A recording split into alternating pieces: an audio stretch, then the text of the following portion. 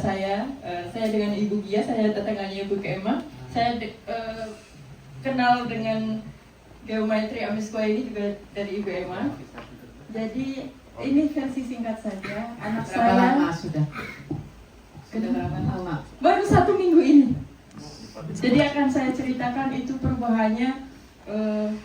Saya sampai terharu, maaf.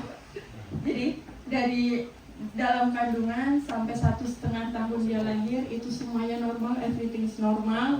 Sudah bisa bicara, sudah bisa berjalan dan berlari seperti anak normal pada umumnya. Anak saya perempuan, kemudian beliau ada sakit, batuk pilek seperti biasa. Pada saat itu dia ada demam juga. Saya kontak dengan DSA yang biasa mengontrol beliau, anak saya. Pada saat itu dia ada makan ciki sedikit di saat udah demam itu, kemudian muncul benjolan di sini. Pada saat itu hari Sabtu, jadi Sabtu malam, saya hubungi, disuruh datang saja ke IGD karena besok hari Minggu dokter tidak praktik. Setelah dokter saya besok paginya saya bawa ke IGD. Di rumah walaupun kondisinya tidak fit, tapi si anak masih mau bermain, bercanda kayak gitu. Sampai saat di IGD kan dicek ya, paru-parunya memang ada sedikit kabut saja, kabut tipis sekali. Kemudian mohon maaf saya agak grogi. Kemudian dicek darahnya dan lain-lain. Si anak kan agak ini ya, rewel ya, karena ditusuk, disuntik jarum dan lain-lain. Akhirnya diputuskan supaya dirawat inap. Karena kami tidak berniat untuk rawat inap tadinya, saya menghubungi family yang ada di rumah untuk membawa keperluan rawat inap supaya saya tidak perlu balik lagi gitu. Sekitar jam 6 sore baru dapat ruangan.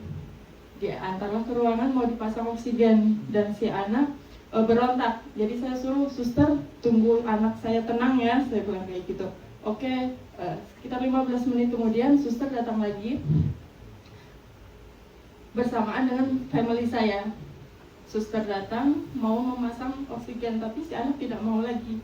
Jadi digendong dengan suami saya, menghadap saya posisi di belakang. Jadi saya tenangkan si adik gitu. Tenang ya dek, saya bilang kayak gitu. Karena dia sudah histeris melihat ramai orang.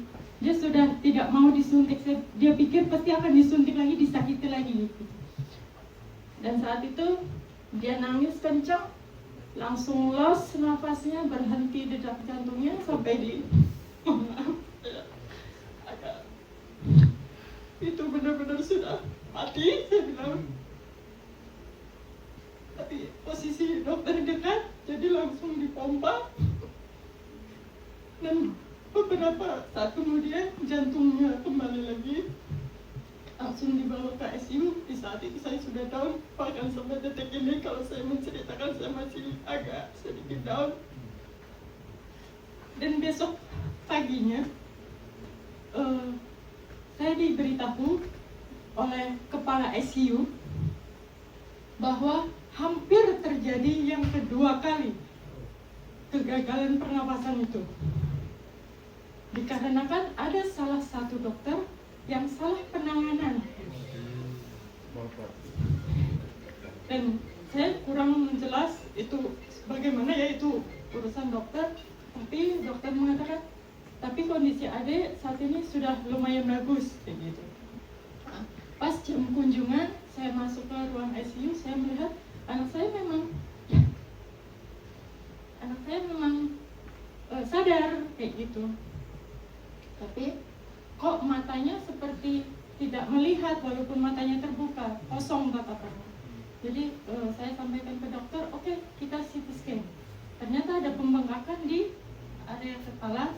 Menurut dokter, dikarenakan saat kehilangan pernafasan itu tidak ada suplai oksigen ke otak, ke sebagian otaknya.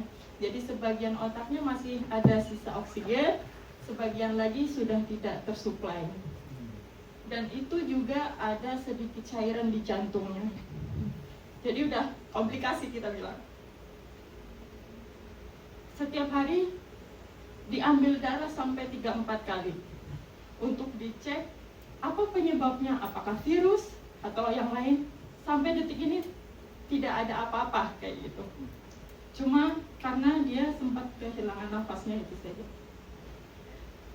Kalau dilihat sampai detik ini mungkin kurang lebih sekitar sudah 2 tahun lewat, sudah 2 tahun lebih. Sudah berbagai cara, berbagai tempat kami datangi, dari rumah sakit, tempat lain-lain lah. Kita nggak usah bicara berapa banyak biaya yang sudah saya keluarkan. Dan kemudian Ibu Emma dan anak saya biasa saya ajak keliling kalau pagi dan sore kayak gitu. Karena dia butuh ketenangan. Di wajahnya itu selalu ada ketakutan, tegang, was-was gitu. Jadi caranya untuk dia bisa tenang ya diajak jalan gitu, di keliling rumah kayak gitu. Nah, kemudian Ibu Emma ada menghubungi saya pagi-pagi sekali. Saya juga baru mandi gitu. Terus datang Ibu Carla dengan menjelaskan produk tersebut. Kebetulan suami saya belum pergi ke kantor. Saya suruh tunggu ya, ini Bu Emma ada bawa produk, saya nggak tahu. Saya karena bukan bidang saya yang seperti itu, saya bidangnya di kecantikan kayak gitu. Ternyata suami saya menyambung, dia sudah paham produk seperti ini dan dia sudah pernah menggunakan. Itu yang model cipendan kayak gitu, tapi dia modelnya gelap. Saya tahu ini produk bagus. Saya percaya adik Nisa bisa pakai ini. Dia bilang kayak gitu, langsung beli. Saat itu juga saya gunakan sesuai arahan Bu Carla. Saya gunakan. Nah, pada saat beli memang kondisi adik ini kurang fit juga, lagi ada batuk, pilek dengan sedikit demam. Biasanya kalau dia demam itu sudah ada indikasi, sudah pasti ada indikasi akan kejang. Gitu. Kejangnya dia kan dari bawaan yang dia sempat enggak ke suplai itu, sudah pasti ada indikasi kejang dan kita sudah selalu siapkan obat kejangnya. Cuma kan kita harus nunggu dia kejang baru kita kasih obat seperti itu. Jadi saya udah was-was ini. Aduh, bukanlah saya baru pakai alat ini kok malah ini kemudian dia keluar bentol-bentol. Jadi apa ya kita bilang biduran ya, seperti biduran seluruh tubuh. Dan awal keluar itu sore habis mandi. Biasanya orang biduran itu kan agak lama, bentol dan redamnya itu agak lama. Terus tiba-tiba si mbak yang jaga anak saya ini, Bu, ini udah hilang bidurannya. Oh iya, ya udah ada sudah tidur. Kemudian jam 1 malam dia agak gelisah, rupanya keluar lagi full satu tubuh, full. Jadi gimana? Saya tetap menghubungi dokter untuk konsultasi besok paginya supaya si Ade bisa tenang tidur kayak gitu. Tapi Bu, saya hubungi Bu Carla juga. Bu gimana? Gak apa-apa Bu, pakai lagi dengan durasi yang ditambah justru. Durasi yang ditambah. Saya yakin, saya pakaikan terus.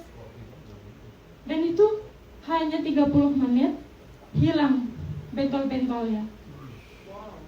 Kemudian besok paginya tetap saya bawa ke dokter, gitu kan, untuk meredakan demamnya dan lain-lain supaya si Ade lebih tenang tidurnya, bisa istirahat kayak gitu. Setelah pulang sampai ke sana dokter, Bu ada kejang nggak? Karena biasanya dokternya sudah hafal karena hampir setiap bulan. Ada kejang nggak? Nggak ada dok. Oke, nggak perlu kita kasih obat kejang. Karena kalau sudah kejang pasti masuk IGD, pasti dirawat. Dan itu kita udah capek banget lah. Apalagi saya juga punya yang kecil lagi gitu kan. Dan kemudian besoknya setelah di rumah, si Ade posisinya sekarang sebelum memakai ini, itu dari telentang sudah bisa telungkup, tapi belum bisa membalikkan badan. Saya pakai ini, tiba-tiba dia tertidur tenang dengan posisi telungkup. Dia dari telentang terus telungkup sendiri. Pas bangun tidur, dia dengan peregangan badannya tanpa menangis, tanpa merengek, sambil terbalik. Saya sampai, apa benar ini? Gitu. Saya harusnya videoin sampai speechless gitu di depan saya. Jadi suami saya sempat videoin, kirim ke Bu Carla, kirim ke grup juga. Selama ini kita membawa Ade untuk ke klinik kemana, terapi tetap ya, terapi fisioterapis. Dan itu progresnya kan butuh waktu berbulan-bulan, berminggu-minggu yang kami lalui kayak gitu. walaupun memang ada tapi nggak secepat ini. Dan kemudian dia posisi dengan terlungkup, diajak bermain sama bercanda ya dengan mbaknya itu, dia ketawa nyaring, dan dia ngangkat lututnya gini, mohon maaf ya, agak seperti nungging kayak gitu. Dan selama ini baru kali ini dia bisa mengangkat lututnya. Wow. Saya sangat bersyukur banget. Berarti ini mungkin juga jalan Allah ya. Saya jalan Tuhan dipertemukan. Selama ini tidak ada, saya pun dengan Bu Emma tidak terlalu dekat, tidak bagaimana walaupun bertetangga gitu. Tapi bisa menggunakan ini banyak sekali. Bahkan kosakata pun tadinya saya harus bawa dia ke klinik dengan terapi wicara. Ini saya sudah stop dari sebelumnya. Kosakatanya sudah tambah banyak. Sudah bisa ikan, cepat, mama dan lain-lain. Dan saya berbicara ini untuk menyampaikan kebahagiaan. Terima kasih sudah pengalaman dari saya. Semoga cepat bisa lari. Iya. Terima kasih dokter, mohon maaf. Bayangin dulu tuh keluar biaya banyak banget dan hampir putus asa ya, nggak lihat apa-apa, sinar di depan. Betul. Ya, Betul sampai Semoga vertical blind. ya. Semoga Ibu Sampai penglihatannya, pendengarannya, penciumannya, perabaannya, panca inderanya itu terganggu semua. Keluar dari rumah sakit tidak bisa melihat sama sekali. Dan sekarang fokusnya sudah bertambah. terima kasih. Semoga Ibu banyak menolong orang nantinya. Sampaikan kabar berita bagus. Terima kasih. Ini setelah memakai biometri M-Square, saya ketemu sama Dr. Mario di tempat, dan dia sudah mulai mengangkat separuh badannya itu. Ini ada namanya Parvin Siti Khairunisa. Usia saat ini 3,5 tahun. Dan dia sudah mulai mengangkat tubuhnya dengan dibantu, tapi tenaga dia ada. Ini pas tidur. Di posisi seperti ini biasanya tidak bisa membantu.